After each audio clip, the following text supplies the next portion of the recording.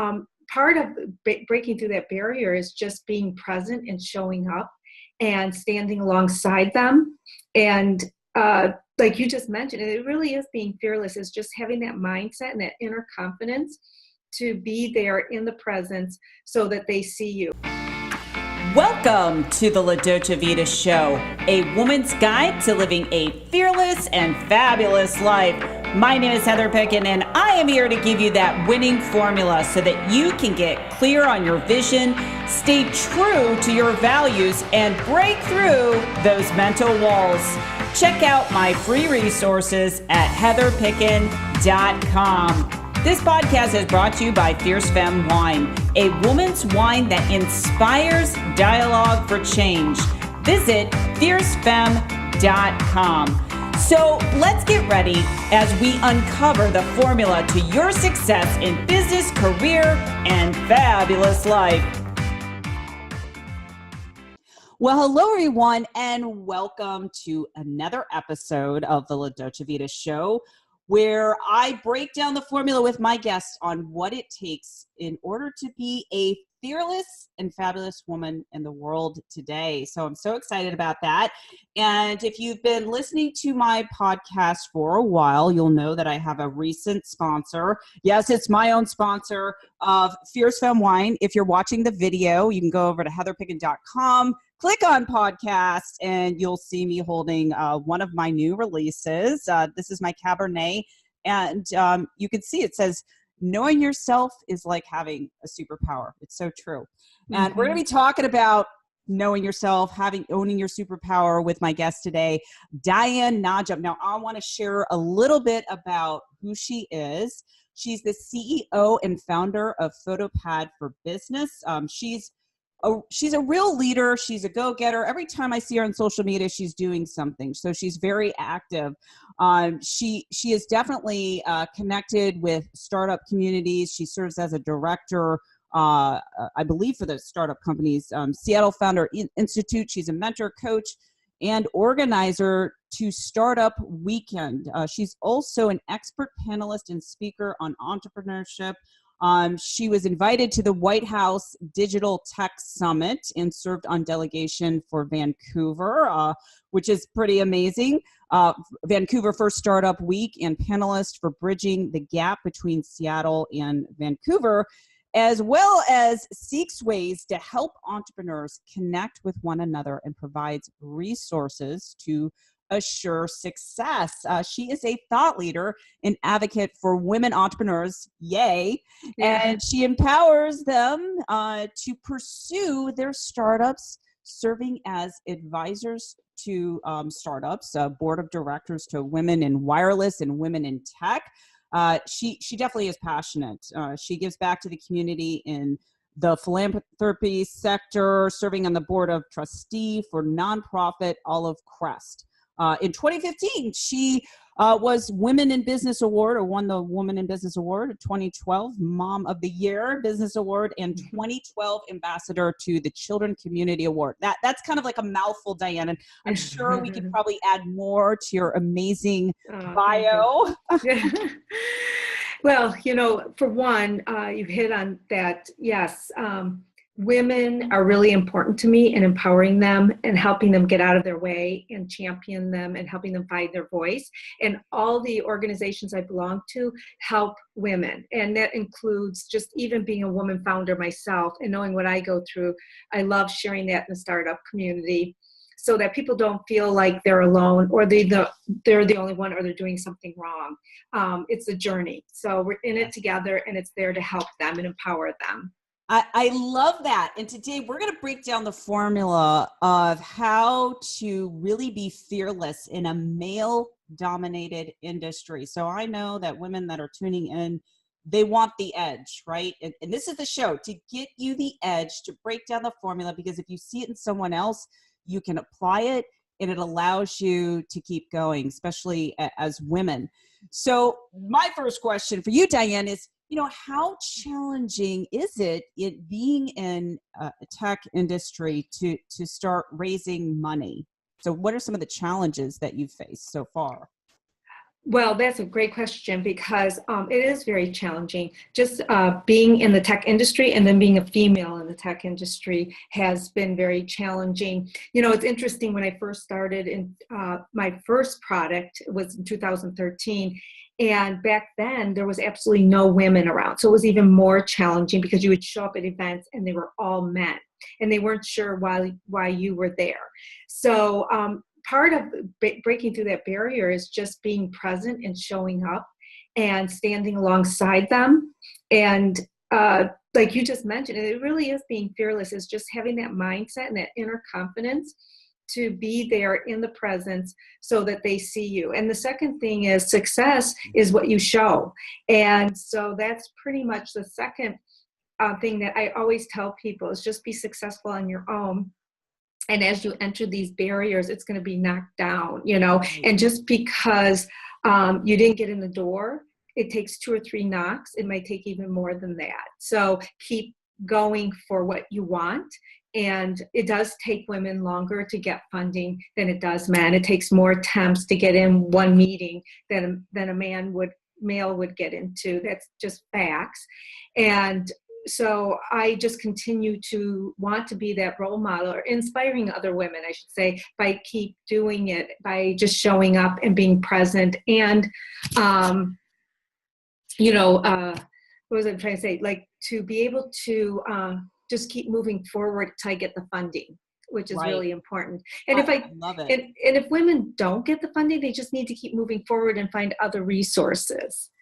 It's so true. And there's so many resources out there. Yeah. You know, it's interesting because you're talking about, you just have to be there. You've got to be present. And to me, that is really about owning your power. So I'm thinking about women that are listening or watching this right now that are either entrepreneurs, or maybe you're a woman executive wanting to climb the ladder in your career, and realize that all of these challenges are necessary in order for you to truly step into your own power.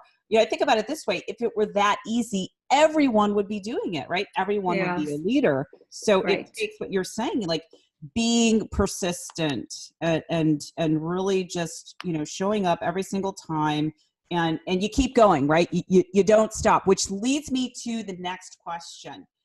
I know personally, I have felt those times, especially, working on bigger projects, where I started questioning myself, like, should I really be doing this? How much more money and time am I going to throw into this? And, wanting to literally throw in the towel. But then there was that voice of going, no, you've signed up for this. You're here for a reason. So how do you handle that when you're in those spaces of not feeling 100%? Well, I was just going to say before you went on, my other point I was going to make is about mindset. And mindset is about that exactly what you said. And you really need to get a coach or a mentor to work with you, because it's so important. It's only natural that you would get in your own mind and get in your own way.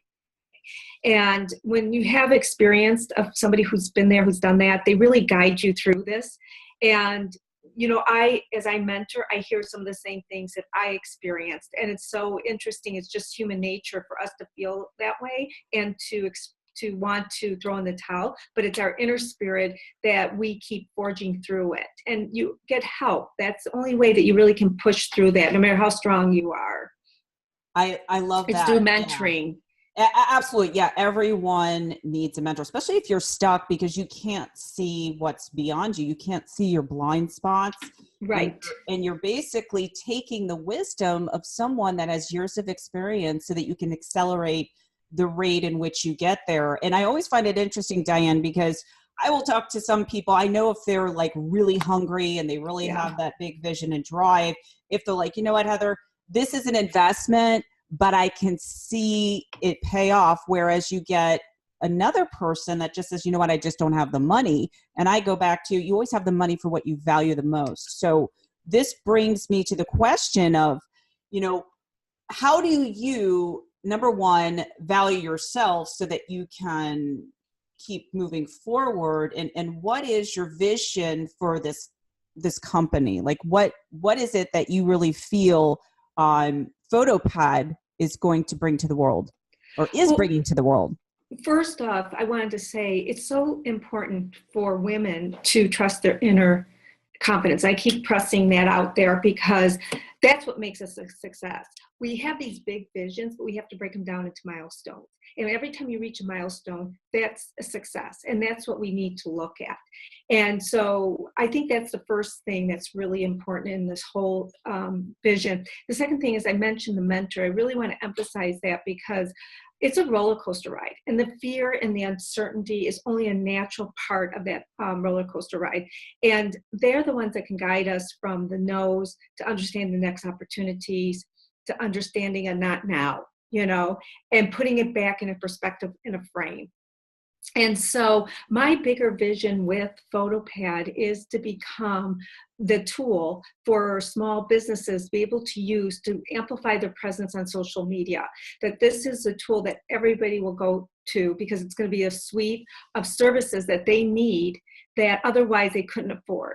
And being a small business owner and being a woman, I understand that space. So I want for all women-owned businesses to be able to feel empowered that they're going to be able to create all their social media campaigns, their photo blogs, and their content that they need to share out to all the channels that they have, and be able to feel that they are just as strong of presence as anybody that is a larger corporation that has a team, that has the designers and everything. So it's a way for them to feel empowered as a small business without draining the bank.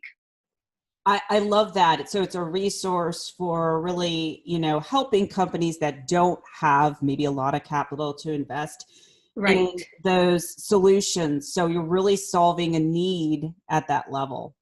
Correct. Yes. And I think it's overwhelming when we're starting out our business that we don't have funding to hire the staff needed to run our social media, to run our photo blogs, and to update our websites. And this is a simple, affordable solution that can get you anywhere from 82 to 93% engagement just by uploading photos. And we know that photos are really important, but what today is happening is that photos are becoming a way of creating stories that are authentic and that are memorable, that people will engage with you more, and then you're going to get the conversion you need. But the best part is with our easy to use design tool, they don't need a designer skills, and they don't need to have a design team to do all the work that they need to do. And then on top of it, it really is simple enough that it's time and money saving. I love that. It's so important. I love the fact that it's kind of push button easy. Businesses can get into this, and and the fact that you mentioned, and I really want to make this distinction about the engagement rate, because you look at things like Facebook. They changed their algorithm, so it's harder to get the messages out there. They own Instagram. You don't know what's going to happen to them. And so there's a lot of kind of like unknown territory of what's going on with these big tech companies. Are they going to break them up? So I think what you're providing is actually a safer solution and, more visibility. Whereas with these other companies, you just don't know what's going to happen. And I also think too, being a female founder, I really believe that women are more caring and nurturing and, really have a value on their customers. Not to say that these other people don't, but I just get the vibe, I'm not going to name names, but let's just say with certain customer service, they don't even get back to you. You can't even get a person on the phone, they just don't care. So I think that's, a different factor. So let's talk about, Diane, innovation. As there are more things, apps on the market, how do you really stay relevant and differentiate yourself with, the other platforms?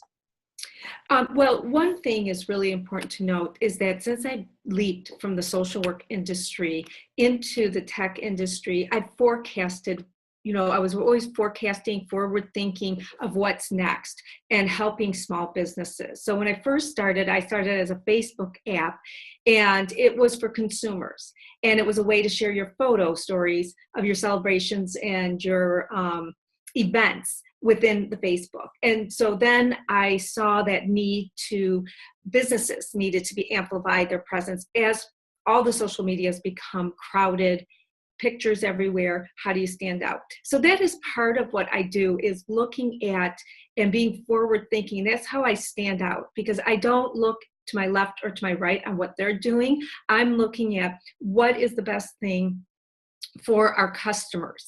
And that's what makes me stand out among everybody else. In addition, I think the important thing is with our competitors is that we're all inclusive. We make it very easy. They don't have to go to 2 or 3 different apps. They already are overwhelmed. Small business owners are already overwhelmed with what it means to do marketing, are overwhelmed with how do I even get presence on social media, like you mentioned, with all the algorithm changes. We make that super simple because we are an all-inclusive platform. It's a suite of tools for businesses to use. And really, all you have to do is upload your photo and pick and choose and send out with a click of a button. I love that. I love that. I love that you are customer focused. I think that's so Yes. important. And I think that is really important, because if you're listening to your customers, then they're going to want to come back. And everything is about building relationships today. We started talking about empowering women, and this is just empowering customers, to feel like they're the designers, they can do their own marketing, they can save money.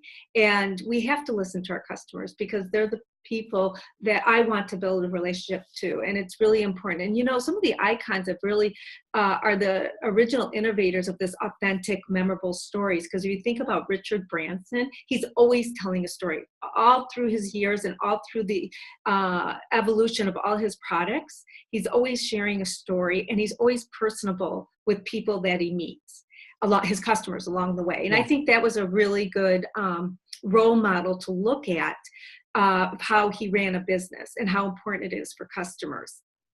Absolutely. I was reading something the other day, and I would be curious to see how many female consumers are using your product, because with females, we're 70 to 80% of the purchasing power combined with influence when it comes to buying something or making a decision. So with this model right now, with your platform, do you see a higher percentage of women using this? Yes, absolutely. And part of it is because of our marketing, because we are targeting women. We've been running a hashtag Women Edition, Her Story. So we're asking women business owners to create a photo story, a day in the life of who they are as a business.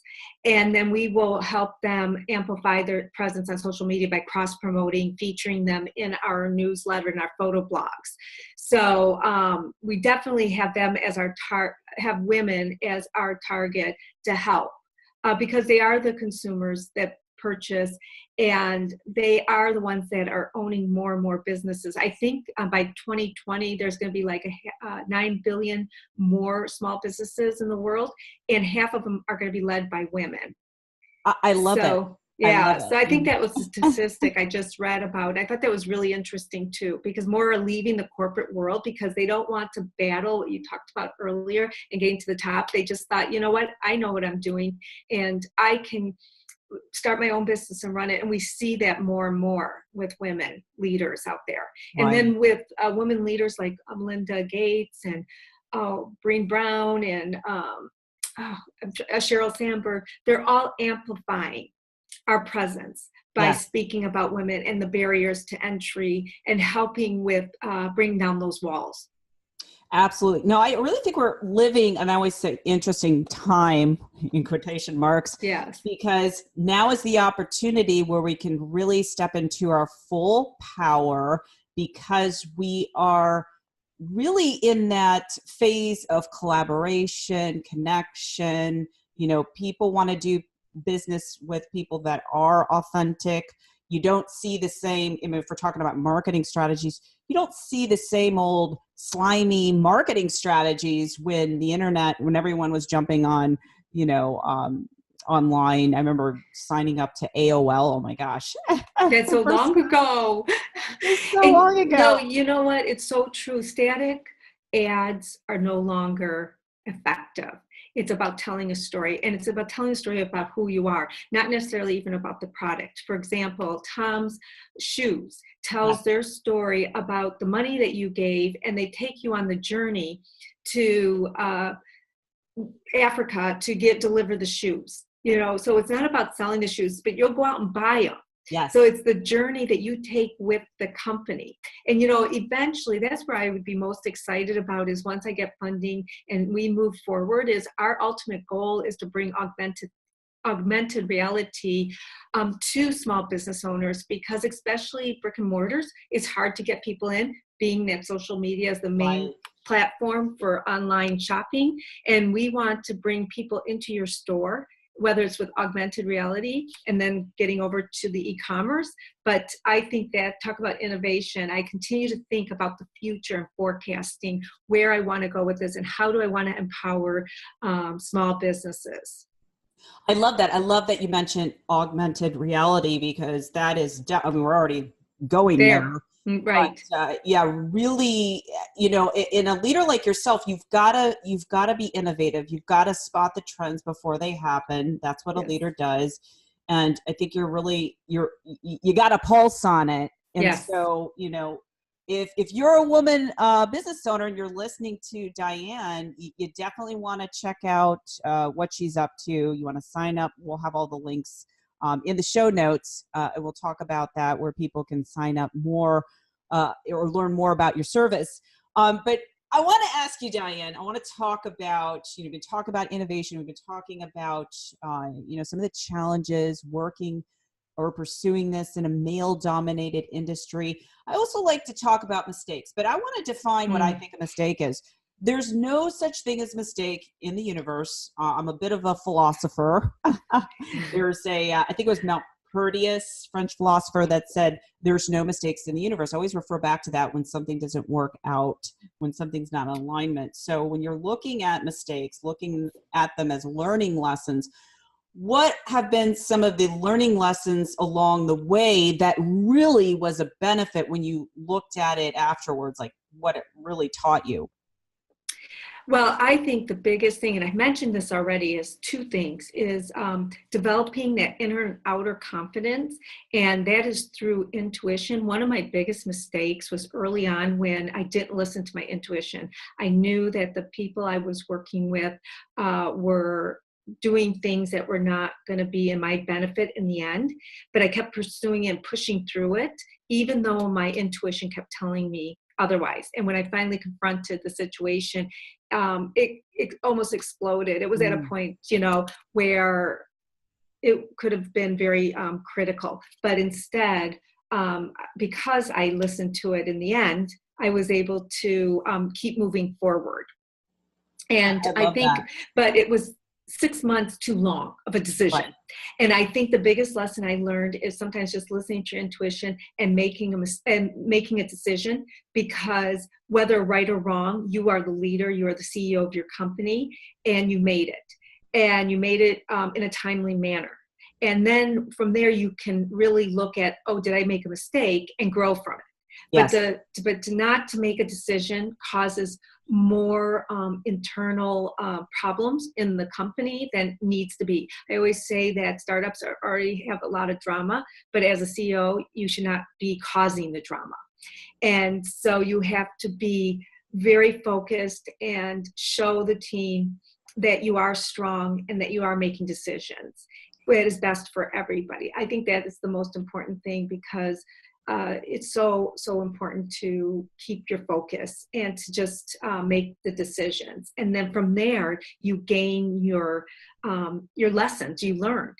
And and that's where coaches and mentors come in. And then two, it also gives you that inner confidence. You start feeling like, I knew it, I can do it, I can make that decision. I think that's really important. I hear that a lot among people who talk about mistakes or things that they regret. I wish I made a decision sooner. And I think that was my biggest mistake I made early on. And I still sometimes take a little too long, and that's something I'm working on. And I think that's really important, is just to make a decision on, I don't mean everyday stuff. I mean on bigger things that you're looking at in your company and you're worried and you have fear. And fear can be a big mistake, because you really should lean into your fear and get over on the other side. Marissa Myers often talked about, like, and even Richard Branson said, like, you just take something and you keep moving forward and you learn it on the other side. And I think that's the other thing that I've learned in all my lessons as a startup CEO. Yeah, I like what you said. I want to talk about more about intuition, but I think let's go to fear, because intuition and fear are kind of tied in together, because if you're trusting yourself with your intuition, then you can break through, the fear that you have. I know a leader in my own businesses, because I have two now, but they're kind of combined together. There's, I'm not going to lie, I have fear all the time. Oh yeah. And I'm like, because a lot of it is pertained to a bigger investment that I'm making for the bigger vision. And I don't know about you, but when I'm having the fear, one of the things that I do is I sit with it and I'm like, what is this really about? What is this? And I just take a couple deep breaths and I just kind of like tune into my intuition, like that all knowing, like this is the right feeling. I find if we slow ourselves down and really connect with that part of us, where you want to call it your soul, then that way you can kind of hear that voice of going, you know what, this is exactly what you need to do. Because sometimes you have to, and I definitely want to hear your story around this, you have to take a leap and make a decision before you know what what the outcome will be. That's when I've studied, and I have studied some of them and interviewed some of the most successful people, and we're talking multi-billionaires, and they all, when we're breaking it down into formulas, these are the things that have happened. Maybe they've gone bankrupt, and then they had to make a decision in order to, go to the next level. But all of them have said that they've had this fear, but they would take the leap, because they knew that was the next thing to do, even though that they couldn't see the results. So I want to hear your take on that. I'm not sure. What's the question? Like what take do you want? Just like when you have that fear, when you've made, you're kind of like connecting the dots of your intuition. You have to break through your fear in order to listen to your intuition. So what is your process in order to get to that level of making the decision? Whatever decision, it could be investing money, it could be, whatever, pitching to the company. Right. I think what you said is fear is always going to be a baseline when you're doing your own company, when you're investing your own money, when you are looking at a really huge, big, audacious goal, and people around you are telling you you're crazy. And that is fear in itself. So you already have that baseline. And so what I do is I try to separate the noise from reality. I think about the mindset, using coaches and mentors, meditation. I like to run. That helps clarity, is to really deep think what I'm doing, where I'm going, and map it out. I think that's really important. People keep things in their head, their visions and everything in their head. I think you need to write it down. I always am having vision, and I have like little notepads with me all the time. I'm writing things like, I need to add this, or I need to do that. And it might not be the right thing, but what I do is then put it together. And I think that helps reduce that fear. And then the other piece is sometimes I just have to push through it and say, it's almost like being pushed off the diving board so many times over and over. If you remember that feeling in your gut when you get pushed off a high diving board, or even when you go to jump, because you get up there because you want to go, and then you get to the top and you look down and you're like, holy crap, what am I doing? Right? And we do that a lot. And it's that feeling of fear when you're jumping down, but then you can swim and you're treading water sometimes. Sometimes you swim to the shore and you get back up and you go there. That's the same thing it's like in startup life. I mean, you're doing that almost every single day. And that's how you push past it. You look at those visualization that you didn't drown when you jumped off that bridge. I mean, that diving board, that you were able to maintain some sort of stability in your fears and move forward. And so I often think about those mindsets of like keep moving forward. And I think it's something too that I constantly do is read books, follow webinars of all the big, great people who've been successful. And what you hear is that they got a lot of rejection. They had a lot of fear in the early days. And what you're experiencing is normal. And it doesn't mean that I'm going to be as successful as they are, but in my mind, I'm going to be. So I'm going to keep pushing to the point that I am there. And I think that's it too. I mean, no matter what I do, I always just keep pushing forward. I really tune out people that tell me that I can't do it, or that I should go home, or whatever they might say to me that's negative. And I surround myself with people who, where I know my deficits might be, to help me to make it a whole picture so that I can take this company and move it forward.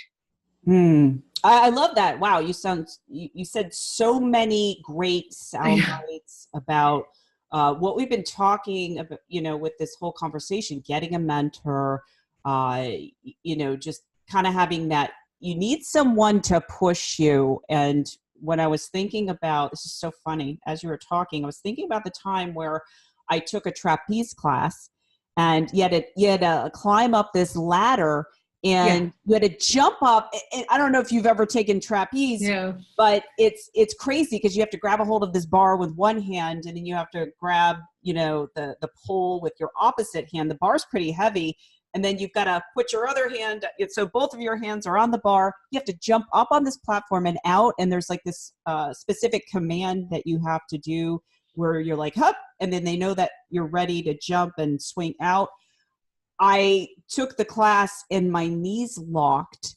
I was terrified. So talk about flooding my body with all of the, chemicals, fight or flight. And then the instructor runs up the ladder, pushes me off the platform. I'm crying. I have like tears of just like almost a release. And I'm lying in the net going, oh my gosh, I did it. And so I did it again. And then the next time I did it, I had no fear.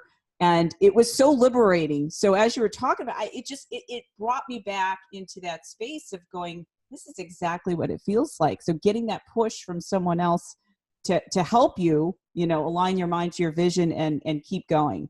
Right, exactly. And surround yourself with people who align with your vision is what's really important, because that helps you push through some of that fear, and you just do it. And I think if you have that attitude, or you express it to people who want to listen, that's going to help you get over it, is a really good way to get over it. But for me, it's internal. I mean, no matter what I've done all my life, it's like I've moved forward. I'm always looking at the future, always looking at how things can be bigger, better, what I need to do to be successful.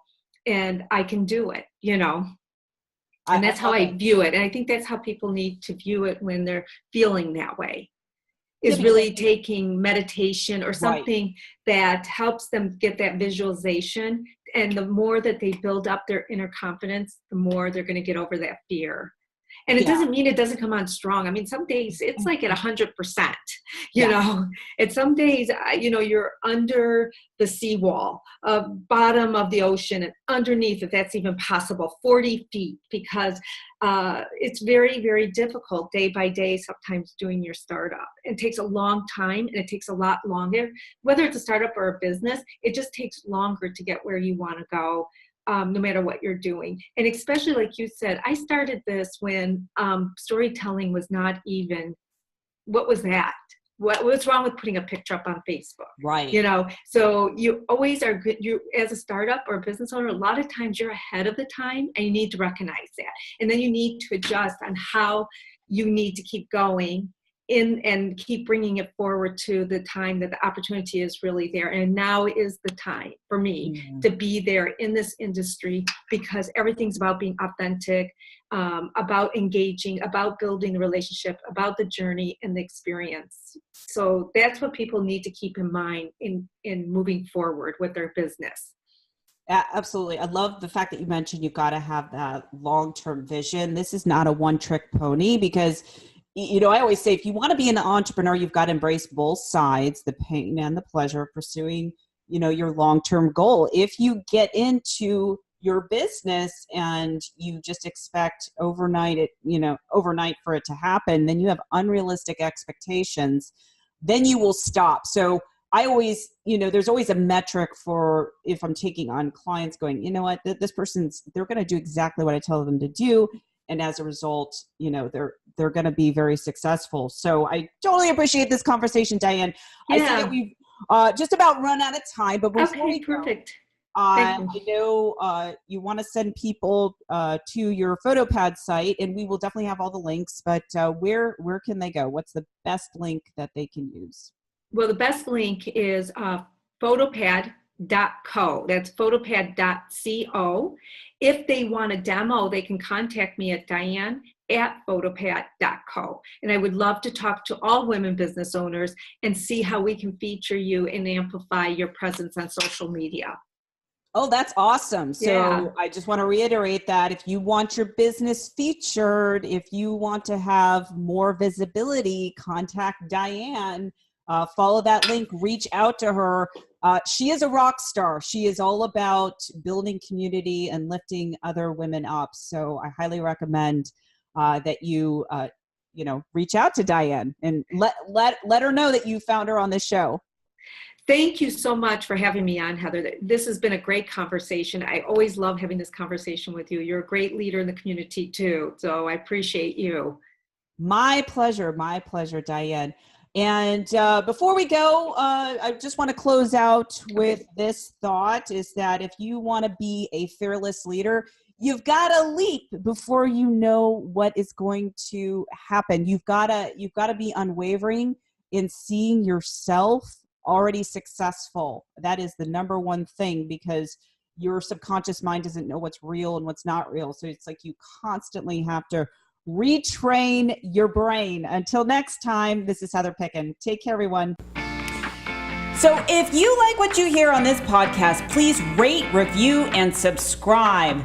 Interested in becoming a sponsor or learning more about leadership for women's performance using neuroscience or business coaching, contact support@heatherpicken.com. And don't forget to grab my latest book, The La Dolce Vita Formula, by going to fearlessandfabulousbook.com. That's fearlessandfabulousbook.com.